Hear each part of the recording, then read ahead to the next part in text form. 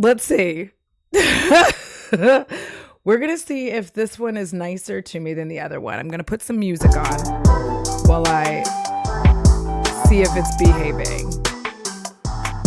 I just changed. Listen. Did you make it? Are you here? Am I buffering this time? There we go. There we go. Okay. Hi, everybody. What is up? Welcome to the Audra Rains Show. I am your host, Audra Rains. What is up? Welcome in. Listen, I had a little bit of a struggle with the last one. I really think it's because of how I was setting it up. Like sometimes if I set these and I don't know, OBS is far superior for YouTube streaming, howsoever. Sometimes when I set it up, if you are in my Discord and you want any help with streaming on YouTube or Twitch, I'm not an expert by any means, but I'll be happy to help you out. I'll make a creators corner in the Discord so we can like do that kind of stuff together.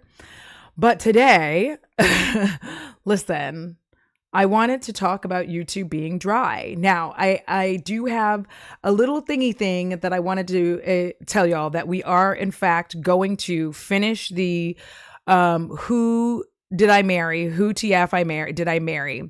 What I'm going to do is I'm actually going to make that an unlisted stream and I'll provide the link. We'll do it later today. I'll provide the link and then that way anybody who wants to watch it, you can. But if I keep the, like I know everybody, like a lot of people have seen it. I'm the last person to be doing it.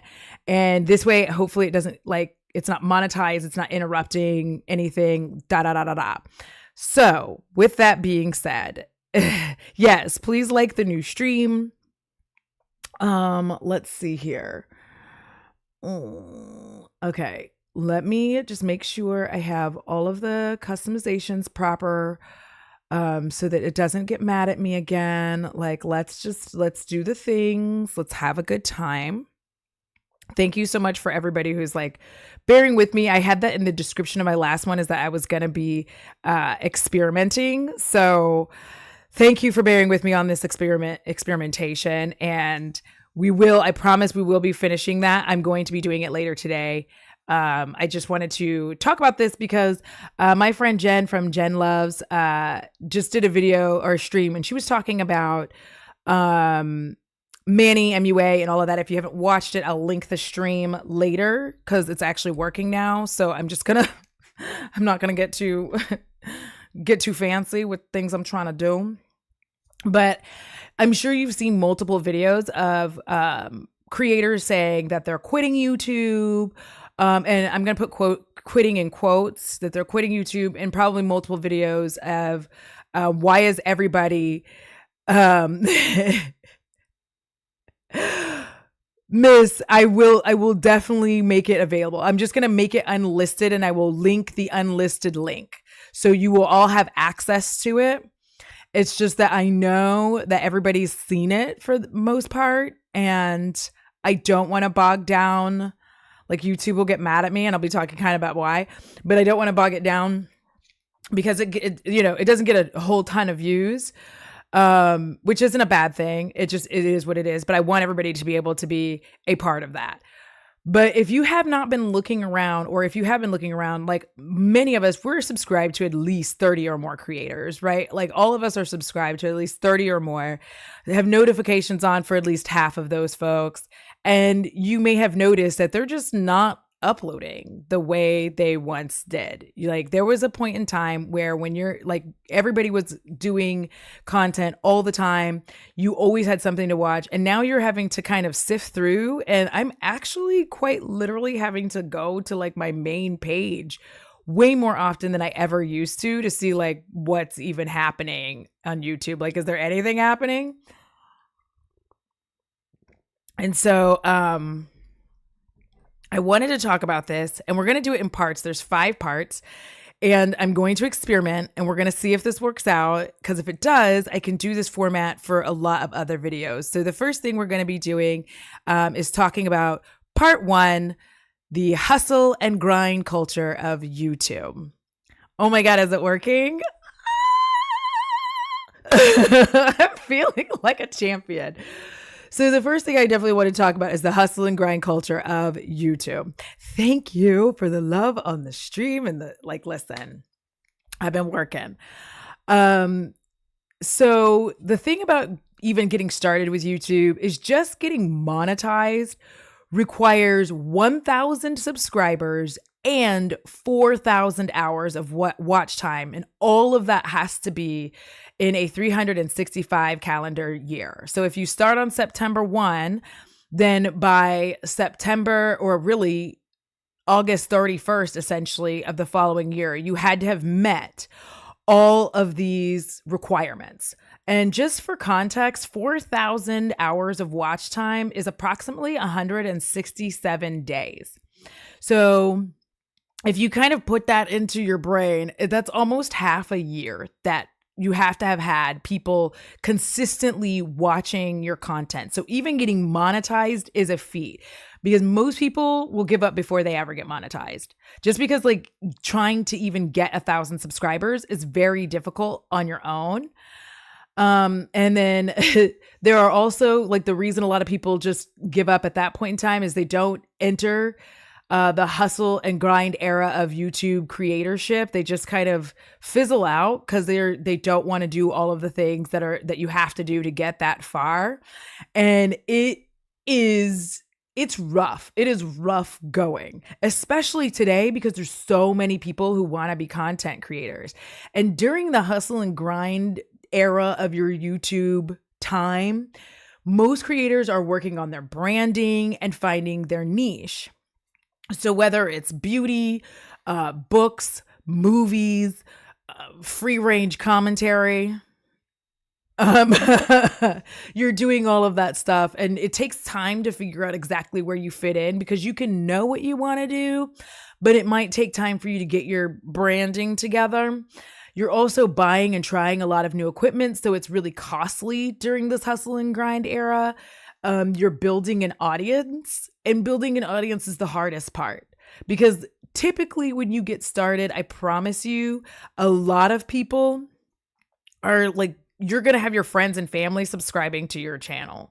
I know people are like, oh my God, if people knew I do YouTube, it's so embarrassing. No, you think that, but you think that more for the wider world, your close friends and family.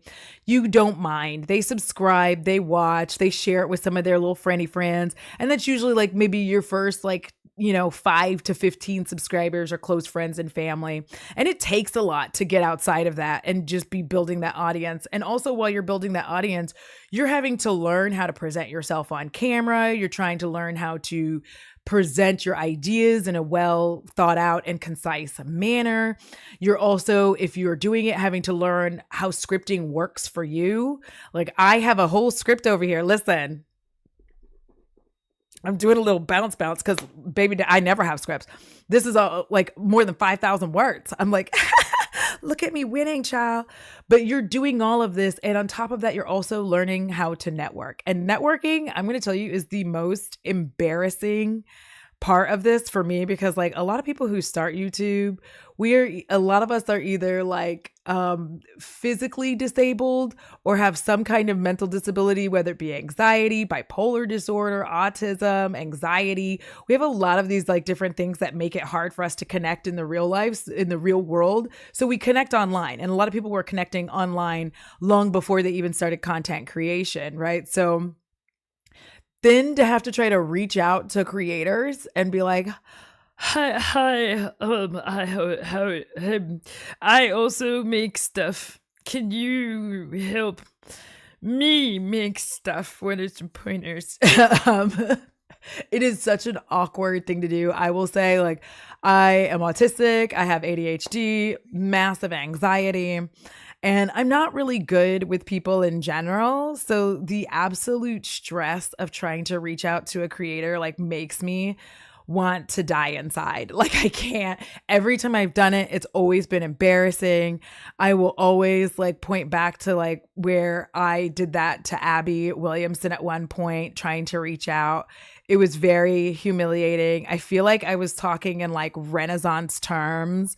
and just be like, well, hello, good sir, how art thou today? I hope thine family is well. I have a query for you and your massive excellence. Like that's what it starts to feel like for me. And I just don't know how to approach people. And so that's just so awkward. It's very awkward. It feels weird. And you also don't want to feel like you're trying to like jump on someone's coattails. You're literally just like, hey, your camera is really cool. Like, what lens are you using? And then you find out how much that lens costs. And you're like, never mind. Let me just shrink back into my small world again.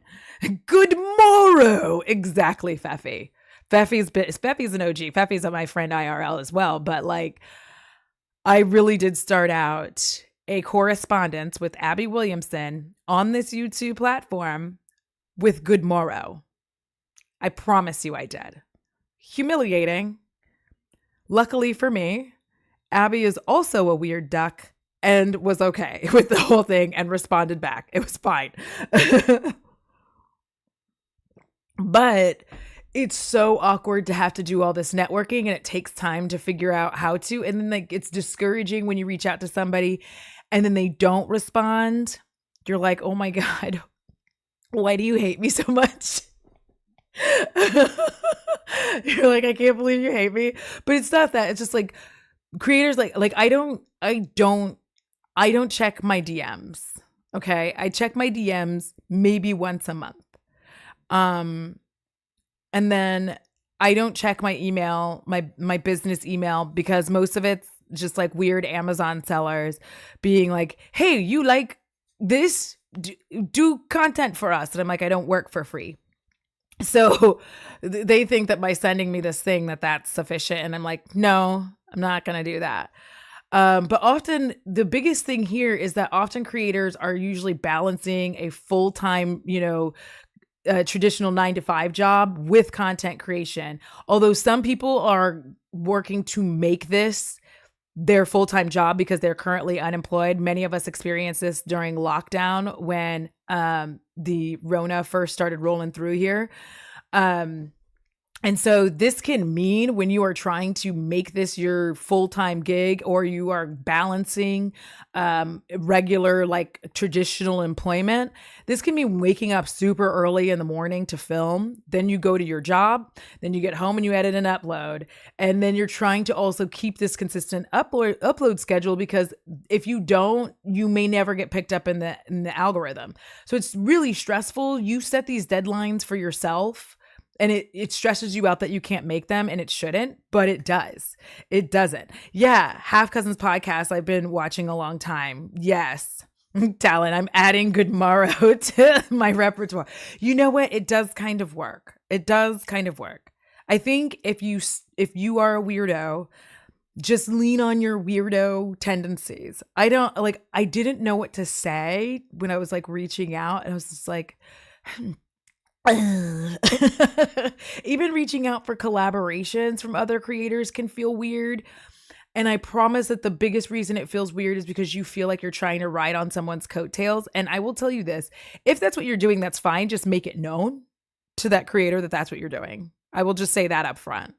Just make it known that that's what you're doing. Just say like, listen, I have a small audience, and I watch your content, and I would like to, I think we have some of the same stuff in common, and it would be cool if we could do, a collaboration. It would mostly benefit me, I'm aware, but thanks. Like, you don't have to do the pretense of friendship. That's what makes things weird. And so all of this hustling and grinding, you can be doing for years. You can be branding and rebranding like I've done. I've done it. You can be changing the type of content you create. I've also done that as well. There's a lot of things that you're very consistently working on, changing, moving, making work, and you can be hustling and grinding like this for years. There was a time period where when I was creating beauty content, I shit you not, I was getting up at like 4 a.m. to film because then I could get home after work, edit and upload the video. And that is because, especially back in the day, they'd be like, oh, you have to have like consistent upload days. Like if you upload, choose days that you're going to upload. These are the best days to upload, so you're uploading Monday, Wednesday, Friday. And especially when you're doing beauty, you kind of do feel like you have to be putting out content at least 3 times a week because of the way that the speed that the beauty industry moves. So I was literally getting up at the ass crack of dawn. It wasn't even ass crack. It was like the dead of night, still nighttime. I'm getting up, I'm filming, putting on this makeup look. And that was when I worked like corporate jobs. And then like coming home to edit it and get it uploaded and do the thumbnail and do all that stuff. I've been doing YouTube now for 8 years. I just got to 12,000 subscribers. It's very obvious that this is, not going to be my full-time gig ever. But I do enjoy doing this. I like, the money very much helps me get all of this equipment and be able to spend time doing things. But all of that hustle and grind can take a really, really long time. But getting into part 2, let us see. Looks like you made it. Looks like you made it. So you've done the hustle. You've done the grind. You've been doing all of the things that you need to do. You have gotten monetized, babes. However long you were hustling and grinding, getting up in the morning, doing all of this wild stuff, working your part-time job, switching your 9 to 5 jobs, doing all of this stuff. You've made it. You're monetized. It feels good. You would think you can kind of start slowing down a little bit because you hit that monetization point. You have the subscribers that you need. You've had the watch time. You're starting to get like little algorithm bumps here and there. And you think like, okay, I can like breathe a little bit, but you're absolutely incorrect. You are completely and totally wrong. I'm so sorry. That is not the way that it works. It would be nice if it worked that way. It just doesn't. I'm like, it just doesn't.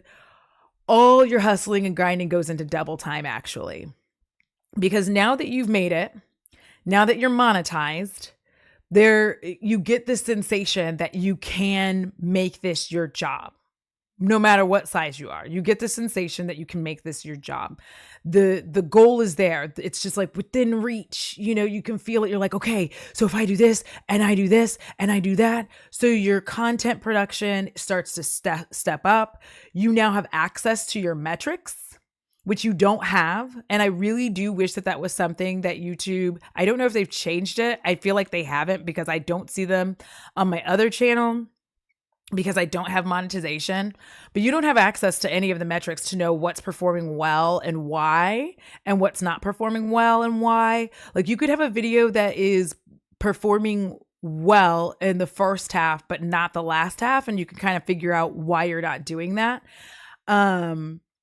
And you're constantly looking and checking to make sure you're hitting and exceeding your previous performance. This adds a lot of stress to you because when you create a video, like y'all just heard me say for the who the fuck did I marry video, that I'm going to put it unlisted. And it's because YouTube kind of hates it when you have back to back videos, especially at my size. You end up kind of getting punished for that. And we'll be talking about that a little bit later. So I'd rather have it unlisted where everybody can have the link and watch it. It won't even be monetized and whatever. So everybody can have the link and watch it, than to have it up on the channel as a live video, because I feel it can harm your performance in some ways. So you're now in that, like, I am a creator and I'm looking at my metrics. And you're also seeing one of the hardest things about doing YouTube is your CPM, which I should have looked up what it stands for, and I always forget it.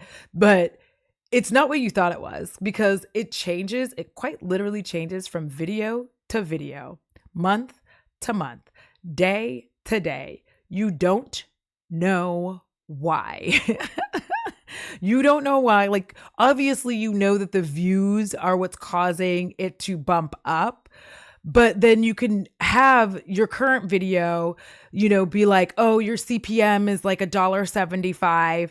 And then you upload another video and it doesn't start there. Like, it's so wild. You're kind of sitting there in shock, just trying to figure out what drives it. You don't really know why or how. It's just however YouTube decides to monetize it. Cost per thousand. Thank you. I'm like, I always forget it. Thank you, Rent, because I keep meaning to like look it up, and then I'm like typing my script and I always forget to do it because that's how my brain works. But it's very consistently changing, and it's shrouded in secrecy. You truly do not have an idea of what exactly that means and what it means for you going down the line. It would be different if it started at like I said, we're using $1.75. So if your last video was $1.75, it feels like your next video should start at $1.75. And if for whatever reason it's not performing, then it drops down, but you just kind of don't know.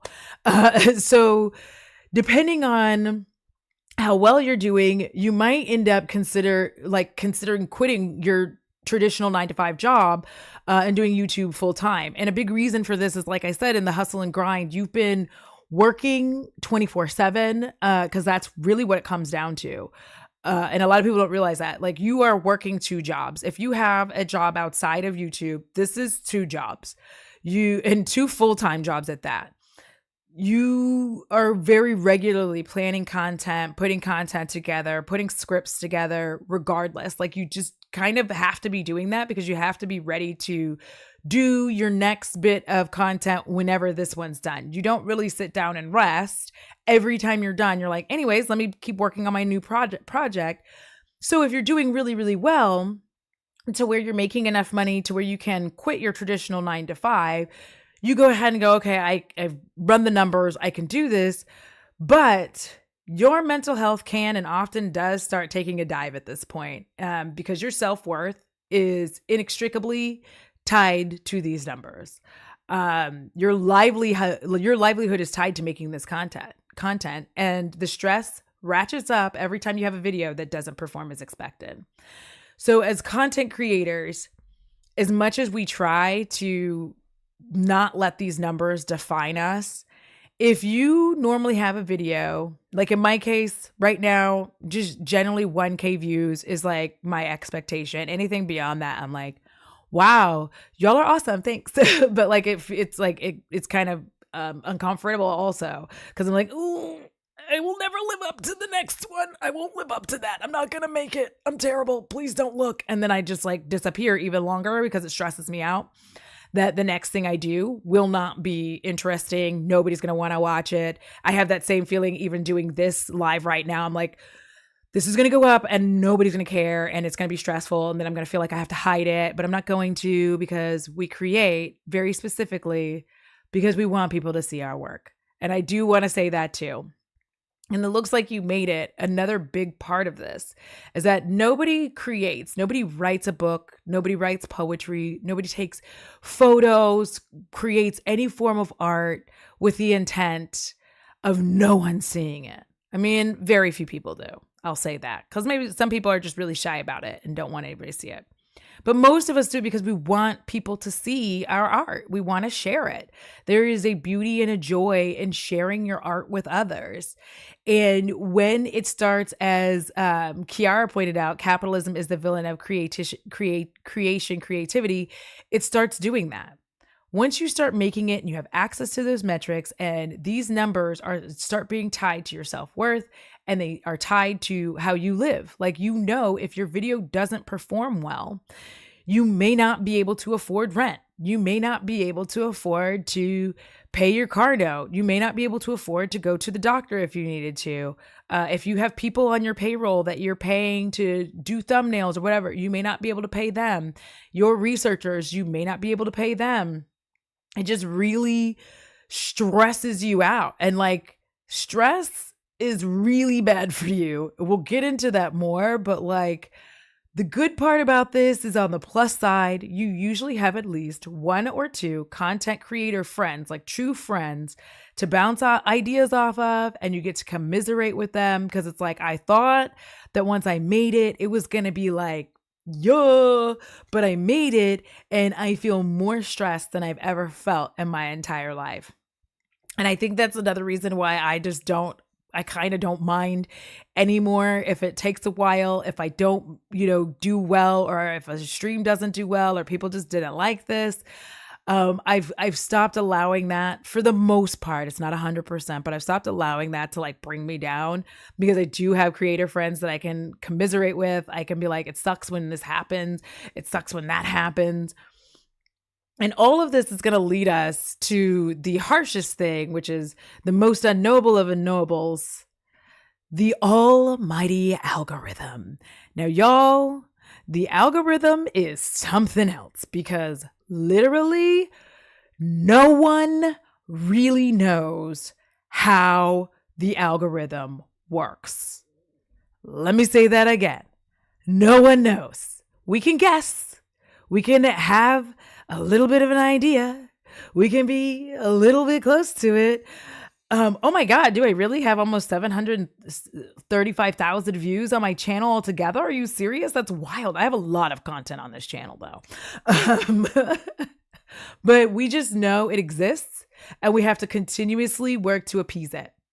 We have to work to appease the algorithm. There are many factors that contribute to the YouTube algorithm that include, but are not limited to, the language that you use. So if you curse too much, which is, profanity, are you doing your content in English? Because unfortunately, English is the predominant language. If you are not doing your content in English, that could negatively impact your ability to get pulled into the algorithm.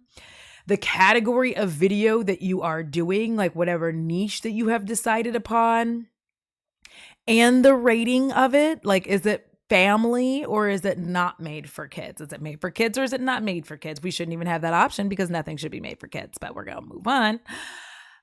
The length of your video. Right now, YouTube is actively pushing long form content. And a lot of people who make short form content are aware of this. And I'm not talking about shorts. I'm just talking about like a video.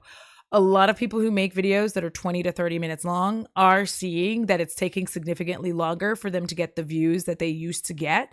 Whereas you're seeing people who have 5-hour Odyssey videos are hitting millions of views. There's a bunch of reasons for it. But one of them is that I think YouTube is honestly primed to take the streaming mantle from Netflix and Amazon. And I will talk about that in another video if y'all are interested.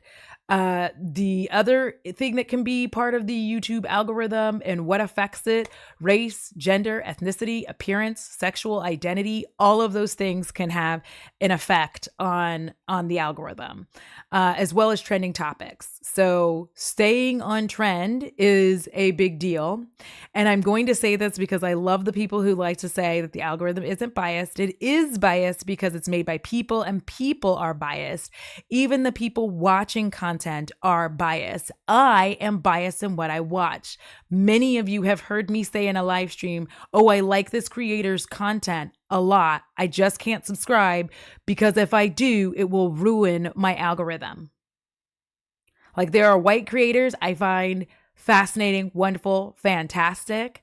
There are white trans creators that I absolutely adore. I just can't subscribe, because if I subscribe to them, all I will get are white queer creators.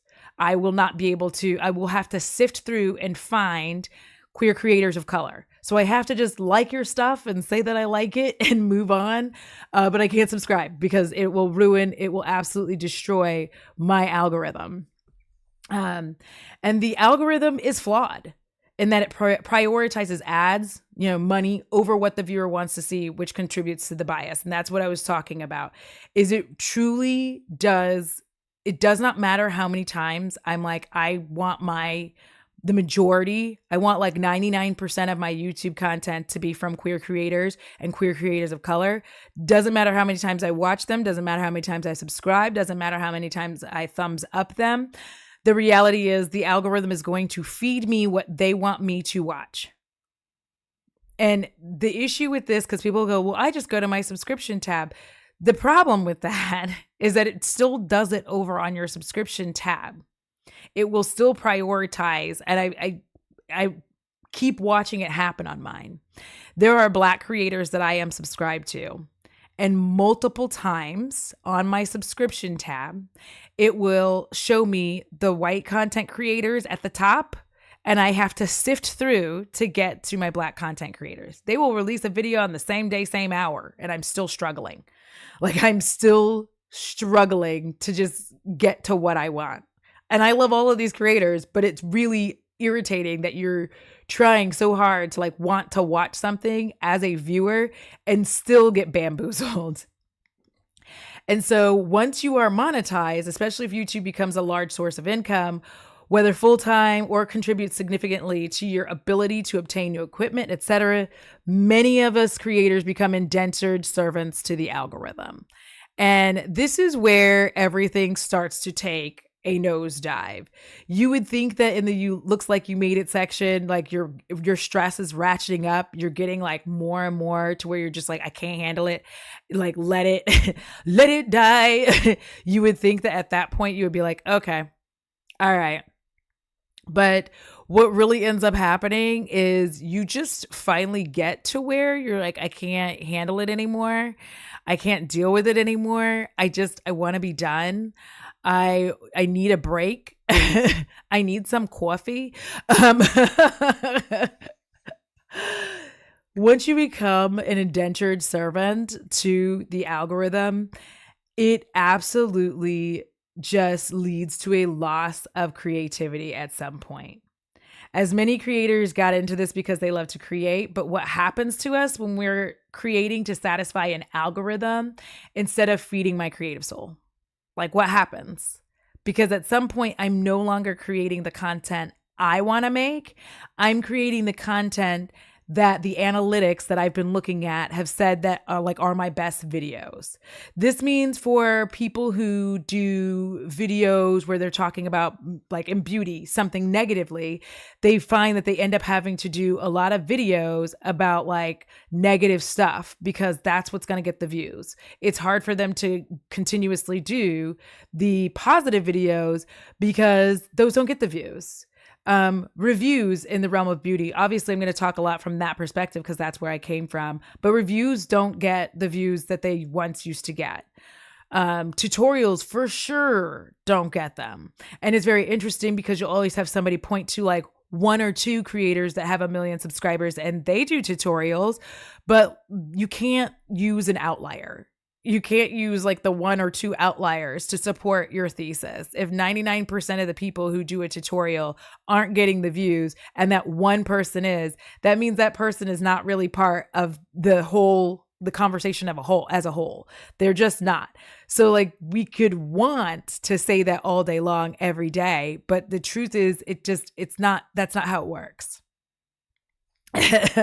Just allow your every thought to be subsumed by the great algorithm, period. That's what it starts to feel like. It literally, you just start getting so exhausted because you're like, why is my life this algorithm? Like, what is happening? Like, and staying in the algorithm's good graces is so important because when a creator thought like, okay, I can rest and relax because I finally hit that sweet spot. I've gotten to the amount of subscribers that I need. I'm making the amount of money that I need to either do this full time or it's like a really good side gig and I'm able to like use this to put into more of my content as well as support myself financially. Nope. Because any deviation, take that as stoppage from your upload schedule, can quickly see the algorithm that once favored you punish you for taking time off. So for most creators, if they want to do something as simple as going on vacation, this means that they've got a batch film. So a lot of creators are like, okay, like we have some creators in the chat right now, and I don't know why the chat's not hopping up on screen like normal. I'm going to deal with that some other day, not today. But one of the things that they have to do is they're like, okay, I'm going on vacation next week, which means I'm going to have to run myself into the ground to film, edit, upload, and schedule these 3 or 4 videos to come on while I'm gone because neither the algorithm nor my viewers can know I was gone. Nobody could know. Nobody could know that you were gone. And that algorithm that once favored you punishes you for taking any time off. If you feel like I just can't do it for a little bit, I need to rest. Nope. The algorithm is going to eat you up for that. It's like, no, no, no. Especially if you're not at like the 500,000 mark. If you haven't managed to hit like 500,000 subscribers, it just eats you up for that. If you don't have multiple videos, you could be a smaller creator, but have multiple videos that have millions of views. But otherwise, the algorithm comes for you. It's like, oh, you put up a new video? I'm so sorry. It looks like you took 2 weeks off for mental health. That's wild.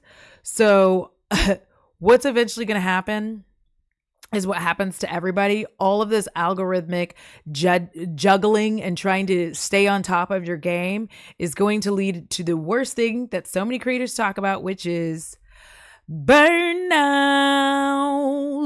Yeah. So when we are talking about burnout, a lot of people hear this phrase, and I think one of the worst things about burnout and people hearing about burnout is they tend to laugh and joke and make fun of people for the burnout. They're like, your job is so easy. Ha ha ha. What could even be so hard about sitting in front of a camera and filming? And one of the things that I do want to say up front about being a content creator is you're not really allowed to say that this job is stressful because of the kind of job it is. Because this is everybody's dream job, this is the job so many people want. How dare you feel stressed? How dare you feel tired? How dare you talk about it? Y'all see him back here rolling around like a little butt. He had his glands expressed. So he's joyful, I guess. That was something you weren't expecting. And once again, on the Audra Rain Show, you get more than you bargained for. So I'll not be apologizing. But as a creator, you have a hard time expressing this to your viewers in any way because you don't want to feel ungrateful, because you are lucky, and people start the job comparison party. I hate this so much. I hate the job comparison party. And I'm going to be the one to say it, that being a creator, whether full-time, part-time, or side hustle, it is stressful. It's hard on your probably already fragile mental health. And I definitely need people to stop doing the job comparison. What I liken this to, anyone who's ever been in a relationship with or married to, I'm going to speak about this in binary terms. If you are a woman who's been married to a man, you have a corporate office job. He has a blue collar construction job. Anytime you try to tell him that work was hard for you that day, he scoffs at you and it's like, try working in 105-degree weather. And you're like, bro, both jobs are hard. We don't need to get into a who's having a harder time comparison. It's a weird thing for you to do, to belittle me. And that's like how I look at it. I just look at it from the perspective of we don't need to get into the very constant need to compare jobs. And I think that that's a big reason why a lot of creators just don't feel like they can say anything. They feel like they have to shut up and be quiet about the stress that they're under, about how tiring that this can be, about how much it's affecting their self-esteem and their mental health. And so they're just quiet. They just keep creating until they just can't take it anymore. And all these jobs are demanding in different ways. Whatever job that you do, like I've had multiple different careers while working, while doing YouTube. And all of them are stressful in different ways. There are some ways in which being a content creator is infinitely harder than my corporate jobs or like my being a mail carrier. There are other ways where being a mail carrier is significantly more difficult than YouTube. There's just like different things that make it more difficult, right? Like at work, if you piss me off, I can tell you to get fucked. But here, I can't do that. I have to try to have a polite response so that people don't think that I'm rude. I know somebody's like, you can tell somebody to get, I can, I will, and I do.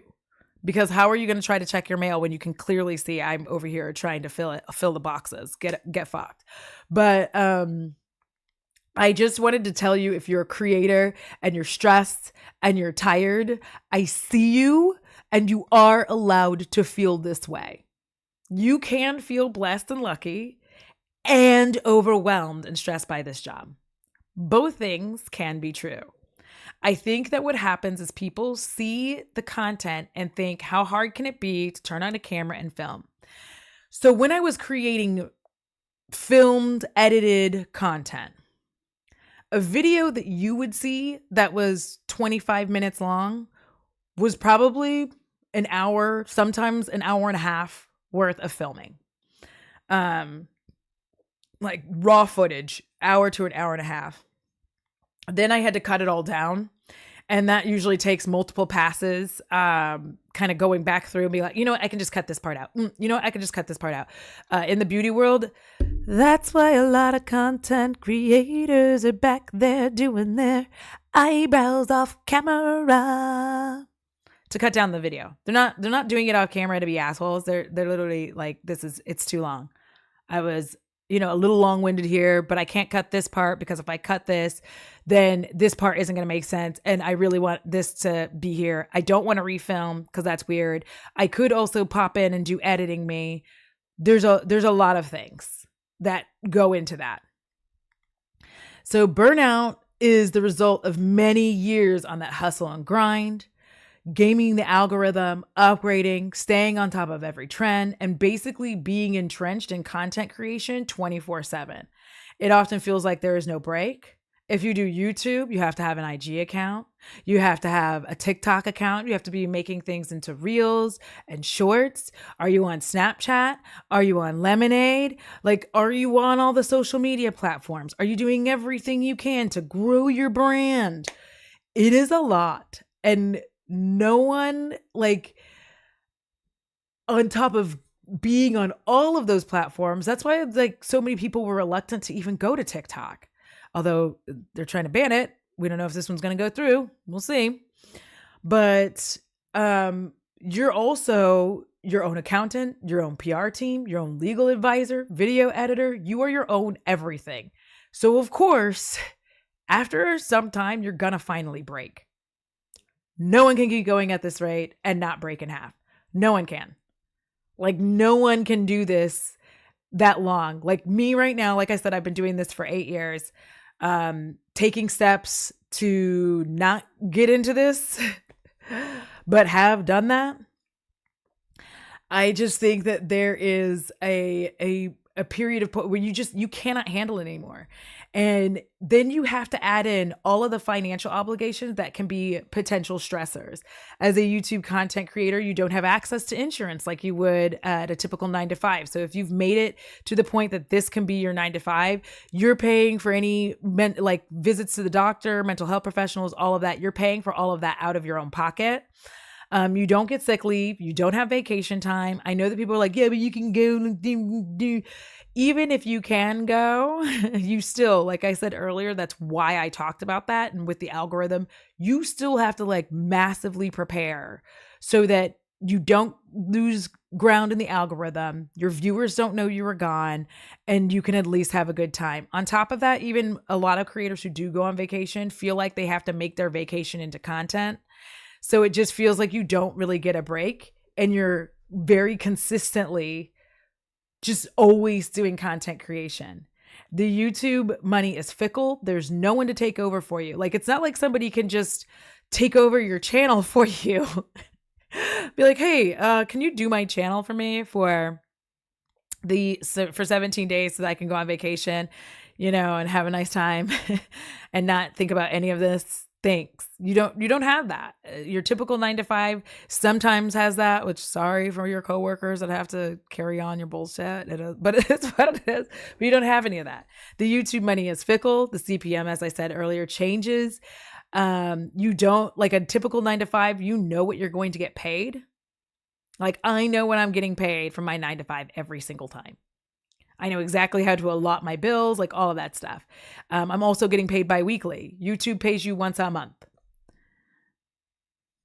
So this is why you see so many creators having sponsorships, Patreons, donations. They're necessary for them to keep creating. And if you're a creator right now, you're small and you're thinking like, I should get your Patreon. Just get it. Just do it. Get I have a Ko-fi thing. I don't put it here in this one, but like I used to. But like you can add, I'll see if I can show it to you right quick and see if it'll pop up here. You can add in all of add in your things. I'll show it to you. I think that might be it. See, I have this one too. That's a thing. Like have all your things because you need these things to be able to create. You need these things to be able to take those breaks. My job, if I did not have Patreon in any way, like I don't know. I know I would not be able to continue creating. I wouldn't have been able to get this camera. I wouldn't be able to get the software that I find oh so helpful to do editing. The software that allows me to build thumbnails, the software that I use to even create the transitions for the parts. That's something I pay for. I pay for my editing software. I pay for a lot of different things to be able to make content. And most importantly, it allows me the ability to, when my job has me working 12 hours, multiple days in a row, to not be stressed about not being able to put up a video. Like that, that saved me. Like when I got my Patreon together, I did not even realize when I did that how important it was going to be to me when I started as a mail carrier. Because when I opened my Patreon, I wasn't a mail carrier. Like I think I was still unemployed because of lockdown and all of that happened. It has been a lifesaver in multiple ways because there are just times when, I make anywhere from $101 to like $370 something from YouTube. And so like, that's generally not enough to keep all of this going. The additional money that I get from Patreon is basically like my YouTube sick time in a lot of ways. It also allows me to, like I said, be able to play around with getting better setups, better mics, better lighting, all of like this lighting back here, all of this stuff is here because it's the only way that I can keep creating. And as 93 Runt brought up, for sure, the tax situation, y'all, the amount of times I see, especially coming from beauty, where people are like, oh my God, I can't believe this, because they pocket watch like you would not believe in the beauty space. But they'll just be like, oh my God, I'm so worried about so-and-so spending. First of all, don't be worried about anybody spending. It's none of your business. It doesn't matter to you. It doesn't matter to you. If it bothers you, don't watch them. I promise. Just if it bothers you, don't watch them. If you're actually that worried about it, stop watching their content. Because if everybody has the same worry and all stops watching them, then that will give the creator the inclination that maybe their spending habits are freaking people out and they should try to not do that. But obviously it's their content. They're going to create whatever they want. So stop pocket watching people. But then somebody always comes in and inevitably says, oh, but it's a tax write-off. And I think that I know a lot of people don't understand tax write-offs. It's not free money. So if my yearly income from my job, my 9-to-5 job that I have is, let's say, $50,000 a year, and between YouTube and Patreon, that somehow ends up putting me to $65,000 a year, because between those things and, like, let's say Twitch as well, it adds, an additional $15,000 to my income. What I am trying to do is offset that extra $15K, because I don't want to be in that tax bracket and I don't want to pay the government any money. I don't want to. So the main point of this is that you're trying to offset.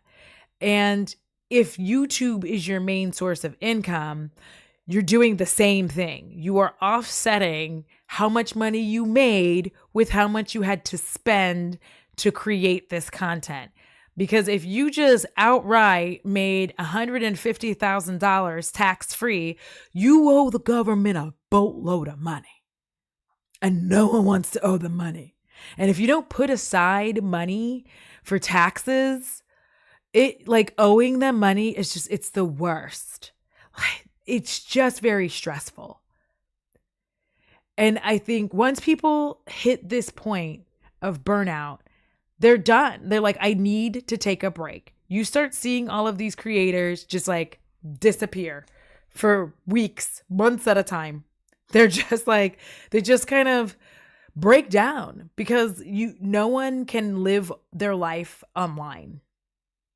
It's just a lot. It becomes very stressful. People can be obviously nasty and mean. Sometimes you internet too close to the sun and you make a bad take. It's going to happen to most people, unless you're just very tepid with your takes, in which case, like, you know, it might sort of happen, but not enough for you to get flamed. It's a rough time. And I don't think that people give content creators any credit because they have difficulty separating the millionaires from the people who make a living. And it's very easy to see these millionaires and think to yourself, I don't feel bad for these content creators because da da da da da da. I don't want to click their links because da da da da da. And you're not comprehending the difference between the two folks. There's the millionaires, there's the people making a living. There's also the people who are doing this as a hobby and all your contributions are helping them in one way or another. There are the people who this is a side hustle. There's so many different levels of this. And obviously you don't have to contribute financially. That's not what I'm saying. I'm just saying be mindful of how you view content creation, because like creating content for a lot of people isn't super simple. I know a lot of people will get on and say like, this is the easiest job in the world. It's so easy. It's so relaxing. I'm so glad I do that. And I think a lot of people say that because there's so much fear around saying like, no, it can be hard and it can be very stressful for your mental health. It can actually be very destructive. And that's another reason that people burn out is, you know, the constant comments. The amount of times people have comments where they think that they're being helpful. Yes, the Lemonade app. There is a Lemonade app. Yeah. But like the amount of times people think that they're being helpful in the comments, and you're just like, like your lighting is messed up. You should do this. Have you tried getting a new mic? Hey, have you tried getting this camera? Have you tried doing this? Hey, you're out of focus. Can you're like,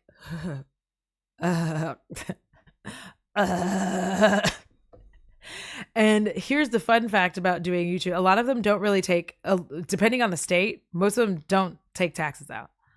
And if they do take taxes out, it's still not enough because it still hits your income. Like even when they take taxes out, you get taxed again. It's such a messy thing.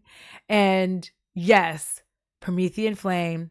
Taxes are made to be confusing for the average person who isn't a corporation that doesn't have to pay taxes, or a wealthy person who can skate by paying almost nothing. Exactly. So the rest of us don't really understand taxes, and you can get somebody to do your taxes, but when you're a smaller one, it's not like it costs money. Hi, James. It gets even worse when you have to become a limited company. Yeah. Because the larger that you get, the more that you have to become a corporation. Because if you don't like become your own little company, then people can sue you personally. And you don't want anybody suing you personally because you showed like how to use something, or you put on your eyelashes this way or that way. You used a breast pigment on the eye that you're not supposed to use on the eye. And then they got an eye infection and it's all your fault and they're suing you. It's Corey Taylor and the mic from, listen, for anybody who doesn't know, the reason that Slipknot, they used to let people sing into the mic, and they quit doing it because some guy smashed his tooth on it and he sued the band, and they quit doing it ever since. It's somebody always ruins it, right? So like there are so many parts of this. There's the constant telling you that you should watch this other person. You should check out this person for that.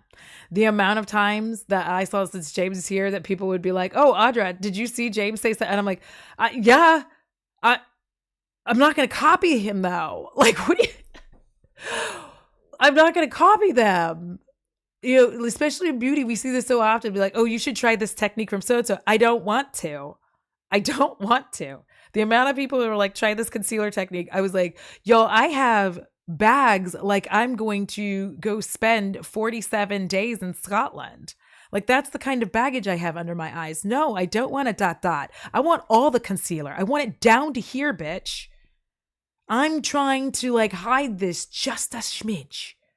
Like, let me be ugly.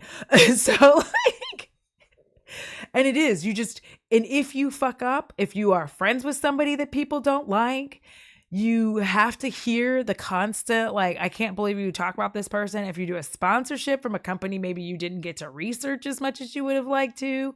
The comments are overwhelming. It's, you know, why even with the RBK situation, I was telling people, like, don't go over there and tell her that you're disappointed with her, like, not, you know, coming out publicly saying something nasty or saying that she disavows James Charles. Don't go over there. She has more than enough comments saying it. You going over there is only adding engagement. And I promise you, it's only making things worse for her. Like this. And the thing is, it's not like the old days of YouTube where you just had like YouTube and Instagram, maybe Snapchat, where Jalopity Staircase would get on there and laugh like an evil villain and start calling people out. Like, there's so much social media. It's so difficult to just turn it off. It's so hard to get out. Like, you want to just be like, I'm not in the mood. Or if something terrible happened, people won't even allow you the space to absorb the terrible thing that happened, to be able to evaluate the terrible thing that happened, figure out what you did wrong, and then be able to respond to the thing that you did wrong. So you're just putting out a video, be like, I'm sorry I made you mad. It's great. I'm sorry you felt that way. Goodbye. And so you burn out and you start taking stock. And then we're going to get into the final part of this little live stream. I'm so proud of myself. I'm going to make it in an hour and like maybe a half, but then we're going to start looking at your comment. I'm so proud of myself. Listen, we're going to get into part 5, and part 5 is I quit. I quit. Fuck you, Bob. So the I quit portion, this is more of riffing. This isn't where I have notes. I'm going to start by telling you like a little bit of my journey. Every creator doesn't feel this way. I used to do makeup content. And one of the biggest reasons I quit doing it, if you even go look at my channel right now, my most popular videos aren't makeup videos. And that kept telling me the commentary is really where I like being. And for the longest time, I felt like I had to keep doing makeup with the commentary to keep people coming. But as I get older and unmasked, it's really hard to manage my ADHD while trying to tell a story or trying to talk about things. I forget. I can literally be mid-sentence and be like, and the amount of raw footage I have with me just doing that was high. So I was doing beauty, and the main thing that really started to put me off was I was getting burnt out on very consistently. First of all, I could not upload 3 to 5 videos a week. Could not do it. Could not keep that upload schedule. I could not keep up with all the makeup. My 9-to-5 job, when I switched to working for the post office, really started to get in the way of me being able to create content. But most importantly, I started to hate making the makeup content. I love makeup. I love it. Makeup is my favorite. I love skincare, but I don't like making content around it because it makes me hate the stuff. I really enjoy makeup. I like to talk about it. I like to play with it.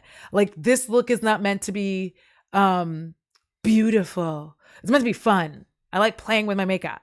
I think those of you who've seen my beauty content and now see me doing this content and you see the looks I've been putting together for all these, it's fun because I'm having fun playing with my makeup. And I don't have to use one palette or one brand or any of that shit. I just get to put on the makeup how the fuck I want to. I get to just do whatever I want. I don't have to worry which brand is being tagged, which brand I'm using this.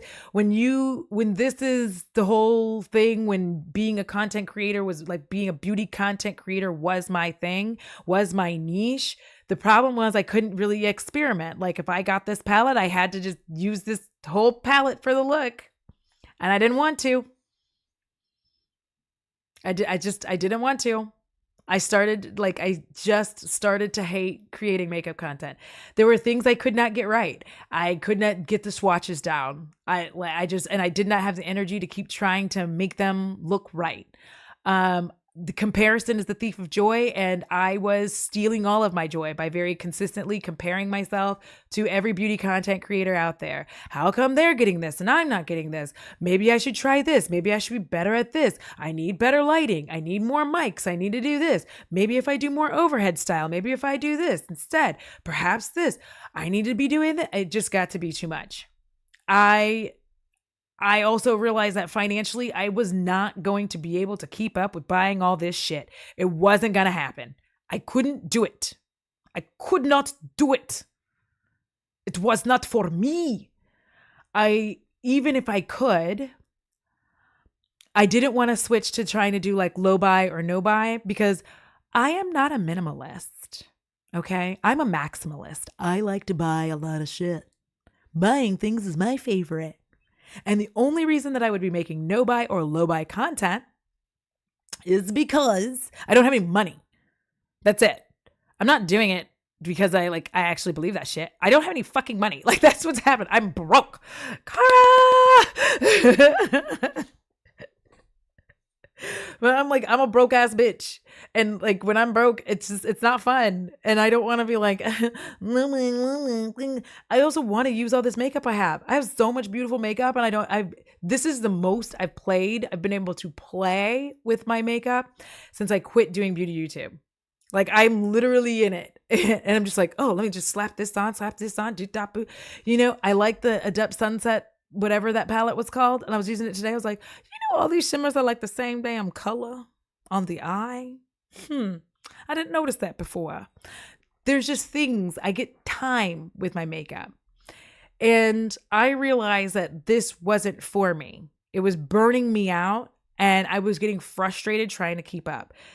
And when I get frustrated like that, I did not want to keep coming across as a bitter, angry bitch in every video. That's not fun. Nobody wants to watch a content creator who's pissed off. And if y'all haven't gotten to see this, I'll see if I can link it if she left it up.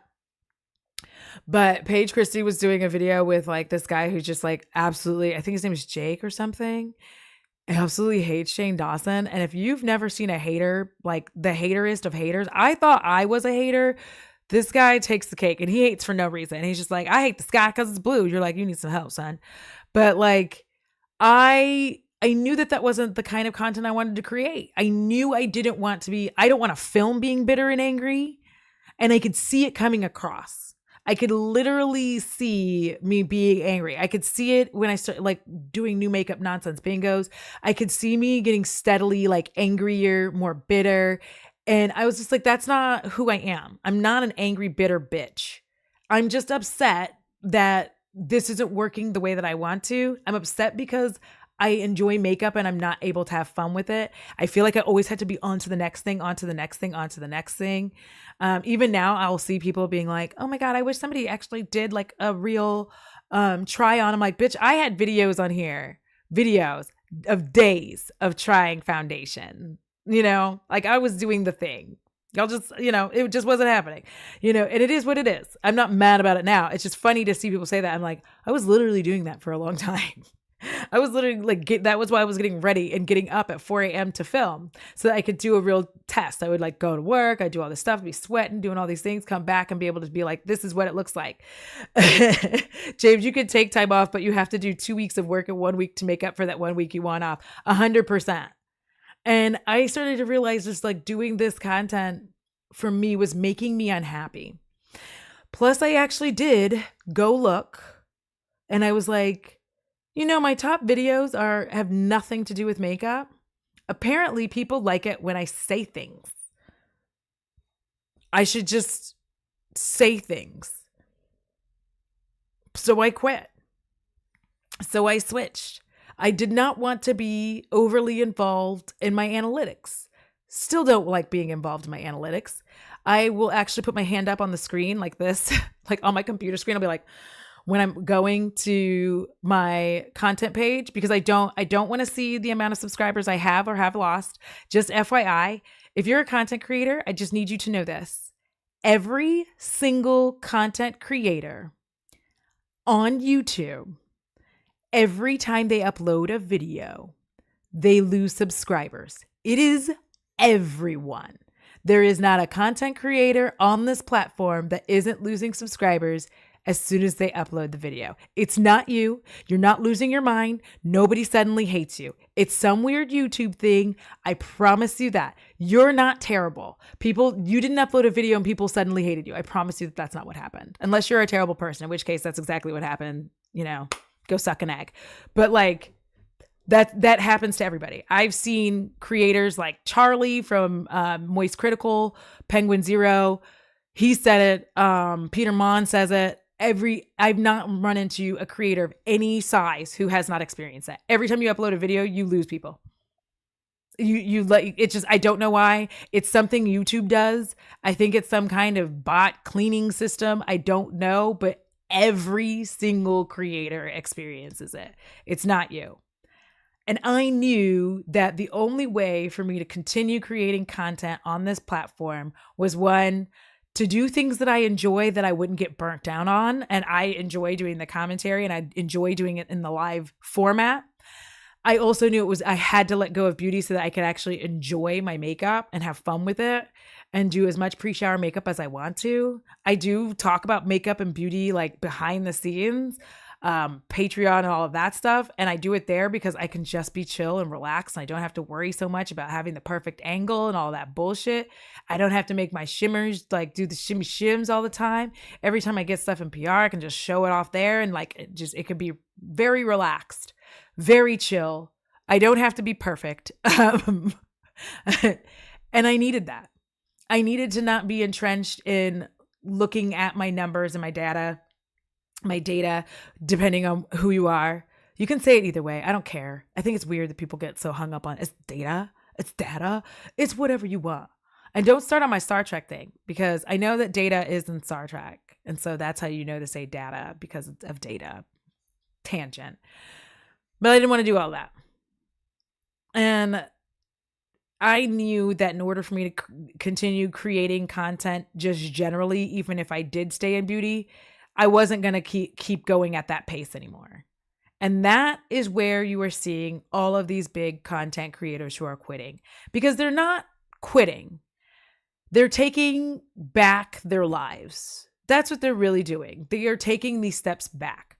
They are all saying enough is enough. I am tired. I've been doing this for however many years. I can't keep up with every single platform that arises. I want to live my life. I want to go outside. I want to actually touch grass. I want to enjoy myself without having to think about everything being content in some way, shape, or form. Because as a creative person, especially once this becomes a job, everything becomes content. Even something as simple as going to have lunch with your friends or meeting up with your friends that you met from YouTube. It feels like all the time you're just like, oh, we got to film this. Oh, we got to take pictures. And obviously I want pictures, when I go to England and all, obviously I'm going to want pictures. I'm going to be like, haha, it's me next to Robert and James, who I'm definitely taller than. But, listen, let me live.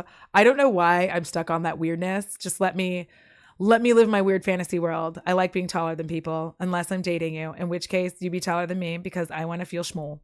But I do think it's creepy that this unsub bug has been happening for years and YouTube is still like, oh, gee, well, we don't know what's going on. Wow, but we sure are working on it. Yeah, it's been happening. If you're a channel of my size, you probably lose between 10 and 20 subscribers every time you upload. If you are a channel of Peter Mon size, he's probably losing between 50 to 100 every time he uploads. James's size is probably losing to like 100 to 150 every time he uploads. It's it's insanity. And we all just have to like get used to it. We find out because we are creator friends. Not in my Spice Girl shoes. I will also wear Spice Girl shoes. Then what? Then what?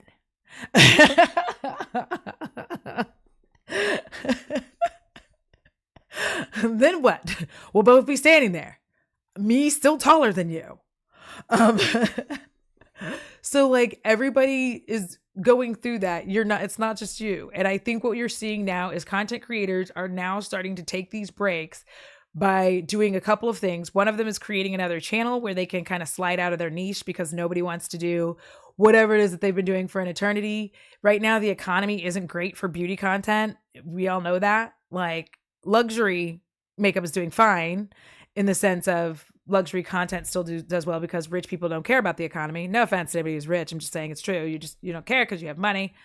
So you can just keep buying fancy things. But beauty goes through a lot of ups and downs, not just because we don't have anything new to learn or new products or whatever. A lot of it is also because if we don't have disposable income, then we don't care, right? You're not going to spend as much time of it.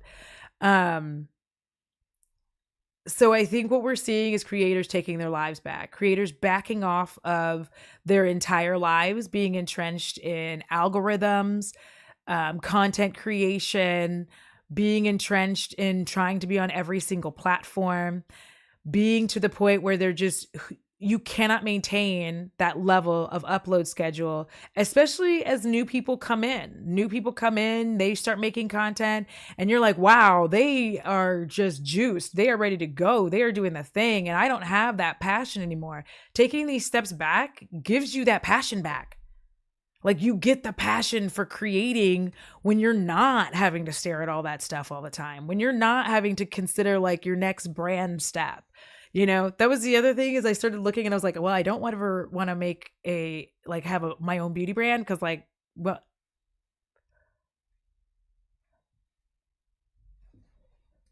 I don't want to. I said a lot without saying anything. I was like, I don't ever want that for me. More power to everybody who does. I just don't want to. I don't want that. I don't even think I would be good at doing like a beauty, like a makeup collab because I don't want an entire palette. Like I just want it like a singles bundle. Like get these. These are awesome. Have a good day. Pay me money. I knew that wasn't a thing for me. And I will also say that there are people who do YouTube and there are YouTubers. James and Robert are people who do YouTube. YouTubers are weird as fuck. Those people are weird. They make you uncomfortable.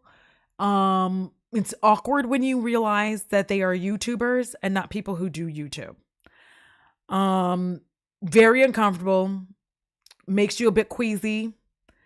Your stomach gets a little, you're like, oh. It's a very awkward situation. And anybody who does YouTube has run into a YouTuber and it is the most awkward. It just feels like, like the pink slime on the chicken and you're like, ugh, and you don't want to touch it. And so you're like trying to like rinse it without you like having to like touch it in any way. That's what it feels like when you meet YouTubers. It feels like that. It feels like the skin, the like gross skin. It feels like that. Those people are weird.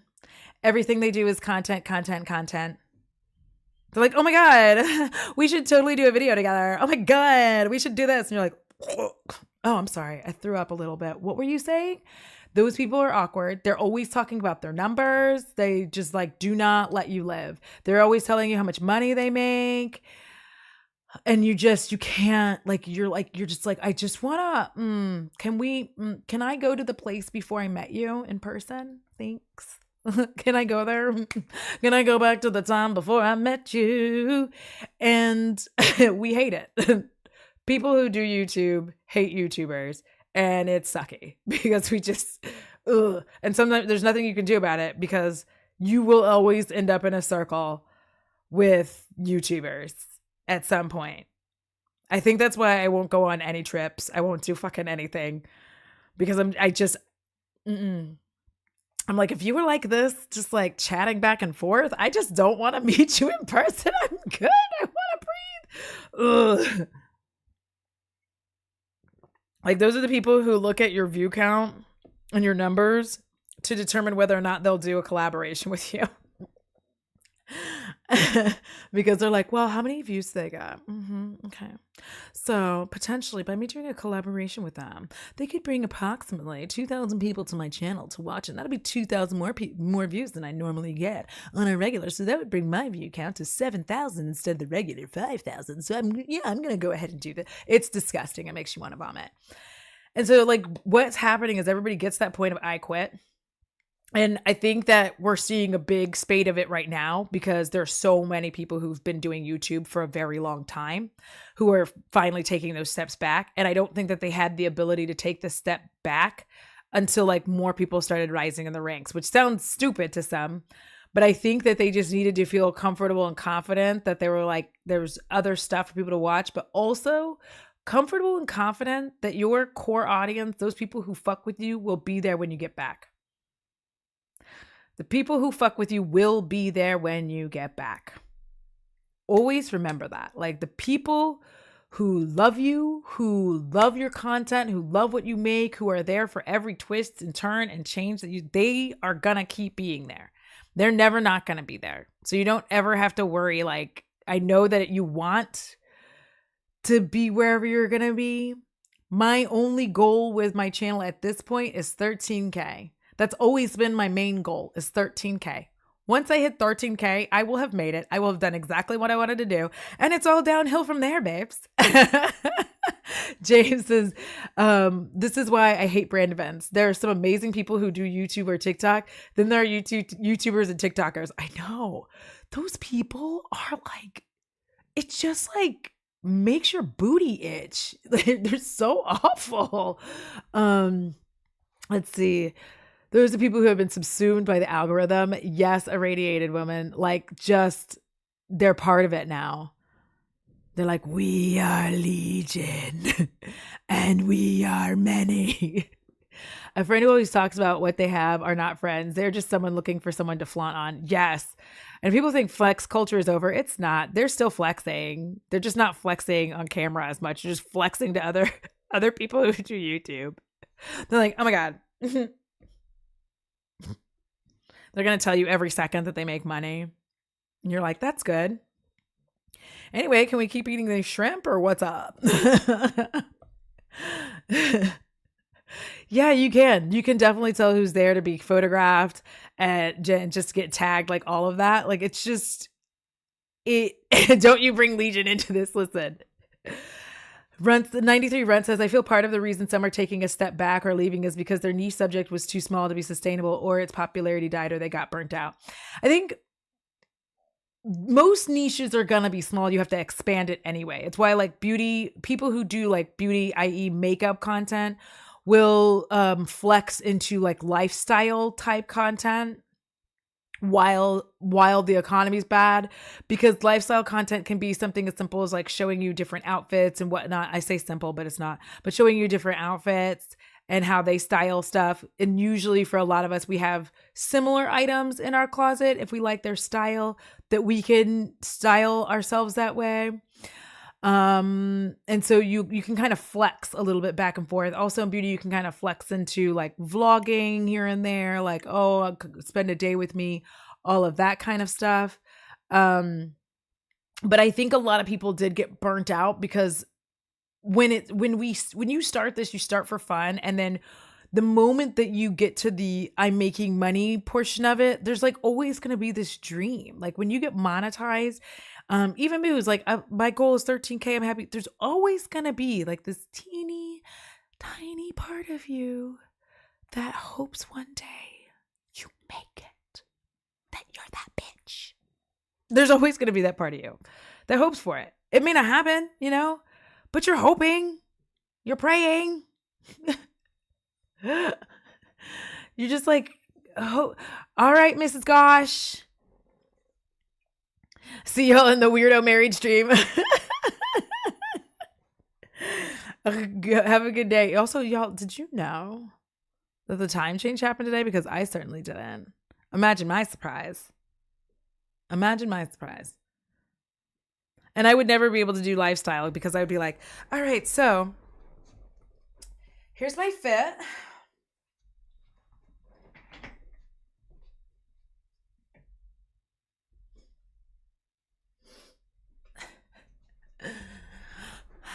I'm of the sweatpants, socks, and sandals variety. So, yeah, that would, I can't really do OOTD. And I just mostly wear like, I really leaned into who I am as a person, which is I like horror t-shirts and horror memorabilia and horror sweatshirts.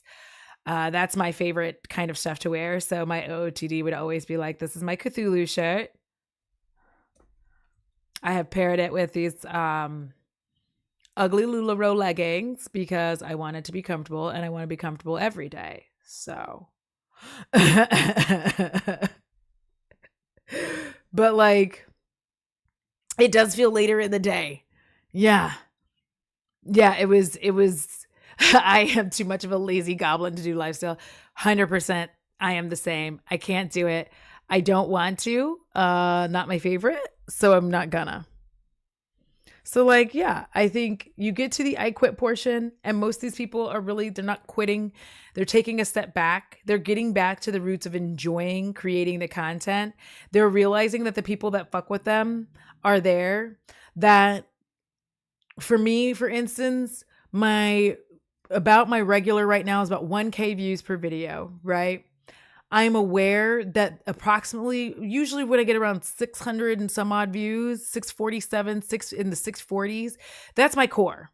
That is my core audience. They've been with me for a long time. They fuck with me no matter what. So when I get that kind of view count, I know who it is. I know exactly who it is. They're also in the comments. I know who those people are. And I'm so grateful that you're around for that. I would much rather keep creating content all the time, 100%. And if only those 600 fucking ride or dies, those 647 ride or dies, watch every single video moving forward, I've done what I needed to do. Like, I've met my people. We are weird together. We are rocking together. I know that they're going to be there. And I would much rather keep creating for them, right? Like, that's the fun part. That is the good time. So, what did you think? Did you enjoy the parts? Like, I know we had a rough start to the whole thing, but like, I haven't worn a bra in 3 years. Babes, not me. This isn't a bra. Wherever the top is. Oh, it's over here. This is a tank top. See? Wait, I'm looking. That's making it worse. Let me just. It's a tank top. I'm like, it looks like I'm trying to show everybody my T-tot. Brisket and ribs. Yeah. And here's the thing. Quick tips as a creator, that's why I say don't let these numbers beat you into the ground, because you have to start paying attention to your view count in the sense of, and watch who's in the comments, because those same people show up. There are people who have been there from day none. There's like Tiffany, there's Ruth Washington. There's so many people who've just like been there from like when I was Audra freaking Rowdy Girl. When I used to do like try-ons, baby. Try-ons. The try-ons were killing it. If you never saw, I'm always going to toot my own horn about this, because if you did not see my fashion try-on content, you weren't living, because child, I was doing it. I looked so good all the time. Like, the way I filmed those videos was just, and I was filming back then. I was filming with either a webcam or my laptop camera. Okay. And I was making yes, Then there was Audra at home because I was like, well, I'm not rowdy. And now I'm just the Audra Range, which I'm going to keep that. We think. I'm like, we think. But yeah, I like the amount. See, Peppy, you saw it. You saw what I was talking about. You smell what the Rock is cooking. Because I was just like, to this day, I'm just like, I can't believe all of the work that went in to me trying to get this stuff so that it was like on beat. Because I was basically doing it was a wild time. My early makeup videos, all of this stuff back in the day, I was literally filming. I promise you, I'm looking right now. I'm like, I really was filming on my laptop camera. And so to all these creators who are taking those steps back, I want to give y'all a big props and a big what's up. Rest, relax, enjoy yourselves, get it to where you're comfy. Listen, I only discovered YouTube content at the beginning of the Panini. Yeah, and a lot of people didn't know that. That's the other thing, is a lot of people didn't know that YouTube content was a thing. I wonder if this is when I was doing, hold on, let me see. Because the way that I was hold on, I'm going to see if I can find one for you so that this was an old stream, and I don't know if that stream is up anymore because I never know how long I keep anything up. I'll be private and things left and right because of who I am as a person. Just understand that. I'm because of who I am as a person. Because I feel let me see. I'm let me see what this looks like.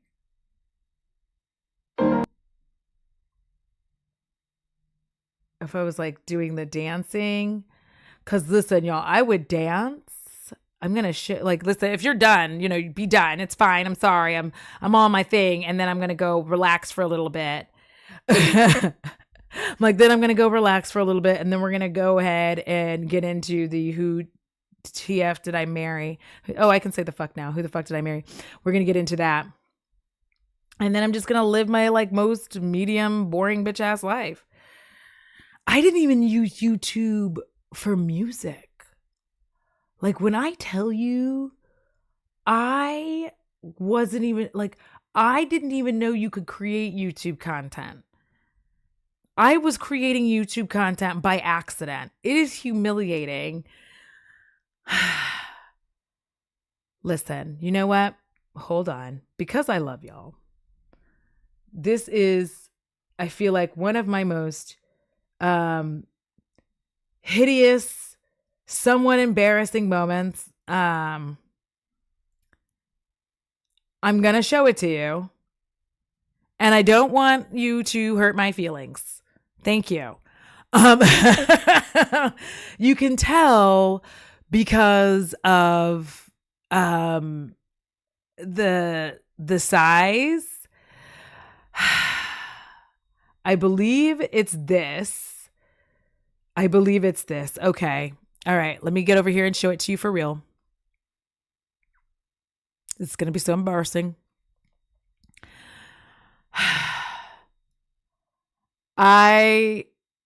Listen. Okay.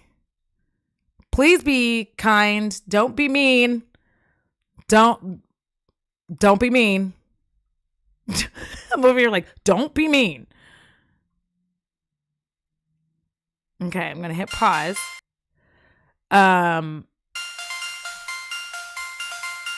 Y'all, please.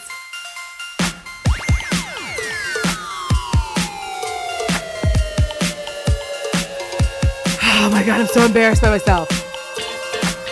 Listen.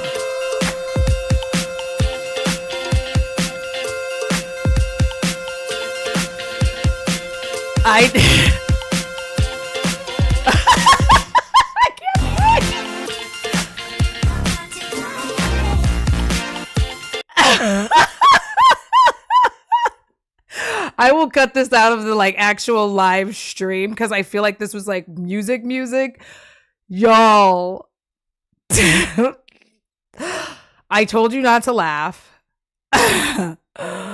Oh my God. I feel like that was when I was married, because I feel like that is the house that I lived in when I was married. Like I'm like doing a little dance. I'm like bopping. Y'all, the way I didn't know. Okay. I didn't know. I don't think I really understood I was putting this on YouTube. I feel like I didn't, because like the size of a lot of these, because this was back when YouTube would take your Instagram things and put them back in. I was out here like, like bopping around. I listen, there was a younger me. I was having a good time. They added a license. I don't really remember for what song. But I'm going to go ahead and finish it back because, you know, I'm going to go back and finish because it doesn't affect my monetization. So we're going to finish this goofy little dance, and then I'm going to go do things. Here we go. This is the laptop camera.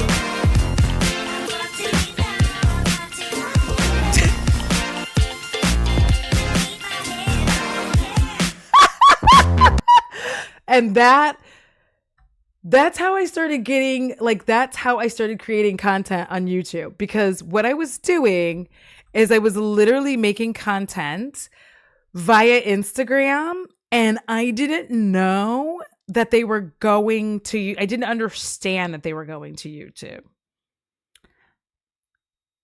So if y'all don't know, like back in the early days, you used to be able to like take your like Instagram stories, like your video Instagram stories. I don't know if you can still do it now, but you used to be able to like tag them on and like put it, and it'd be like post to YouTube. And I was like, sure. I didn't know what it meant. You walk so TikTok dances could run. The only difference is you filmed it. Like we didn't perform like this in our bedrooms. You're right. I did film it. Thank you. I have aged just backwards. I'm telling y'all, if you would just eat the souls of those that displease you, you would be fine. I love it, but I'm also coughing from laughter. Yeah, good times. So I feel like, you know, content creation, wild time. I think that's it for now. Like it's been a wild day. I think I'm gonna, like I said, I'm gonna go relax, chill. Probably like I might wash my face, I might not. We'll see. Instagram, I feel like that had to be, God, that was a long time ago. Let me see what year that video was, because I like hid that. Let me go look what year that was. 2016. Bish. Listen. Yeah. In 2016, back in that, yep, I knew it. I was like, there was 2016 where you were just like, and it would let you put it over, because that was before Facebook was letting you do that kind of stuff. That was before Instagram and Facebook were the same thing. Listen, I am an elder of interneting. I understood what MySpace was. I just didn't do it because I was like, this seems complicated, like I do with everything, because of who I am as a person. I'm like, this seems hard. So I'm going to go do all the things that are bad for my health. I'll be back later for Who the F Did I Marry? I'll drop the link in when I put it up. And yeah, thank y'all for watching. Let me know in the comments if you enjoyed this and what you think some of the reasons are. Again, most of these people aren't quitting. They're just taking that break. They're taking their lives back. More power to you. And as usual, until next time, I am so pretty and so are you. Bye. Oh my God, me and the dancing.